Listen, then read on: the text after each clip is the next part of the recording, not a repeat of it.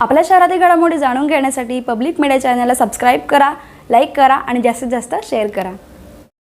बदलापुरातील विद्यार्थ्यांना आणि प्रवाशांना पुण्याच्या ठिकाणी जाण्यासाठी पनवेल वसई या मार्गावर मेमो लोकल चालते, ती लोकल चालवण्यात यावी अशी मागणी आता जोर धरत आहे।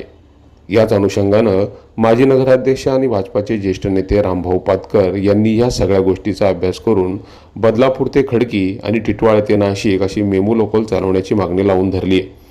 या संदर्भात रामभाऊ पातकर यांनी रेल्वेच्या DRM यांची देखील भेट घेतली। रेल्वेनं या संदर्भात सकारात्मक दृष्टिकोन ठेवल्याचं रामभाऊ पातकर यांनी सांगितलं। दरम्यान हा प्रस्ताव जर रेल्वेनं मान्य केला तर त्याचा फायदा बदलापूरकरांना कसा होईल आणि कशी ही लोकल धावेल याबद्दल सविस्तर माहिती रामभाऊ पातकर देत आहेत। ऐकूयात ही माहिती।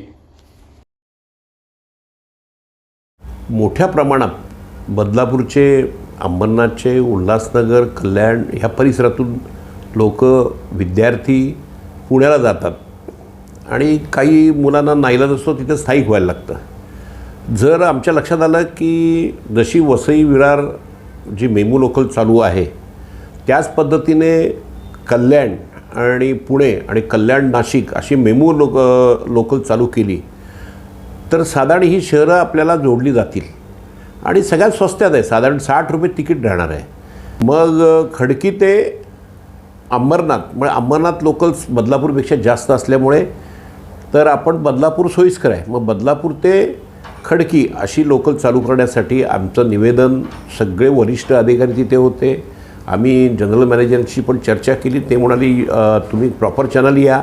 मग DRMशी आम्ही चर्चा केली आणि त्यांना तो प्रस्ताव आवडला की ह्या दोन्ही लोकल म्हणजे कल्याण ते नाशिकच्या ऐवजी टिटवाळा ते नाशिक आणि बदलापूर ते खडकी अशा प्रकारची मेमू लोकल चालू करण्याच्या संदर्भातील प्रस्ताव टेक्निकली व्हायबल आहे किंवा नाही, पण आमच्या दृष्टिकोनातून जे RSDOनी काही रिमार्क्स मारलेले आहेत ते कंप्लाय आपण केलेले आहेत आणि त्याच्यात 100% सक्सेसफुल होऊ शकतं।